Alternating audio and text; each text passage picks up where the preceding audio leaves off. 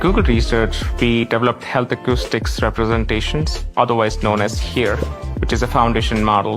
With HEAR, we hope that researchers will be able to discover new acoustic biomarkers a lot faster.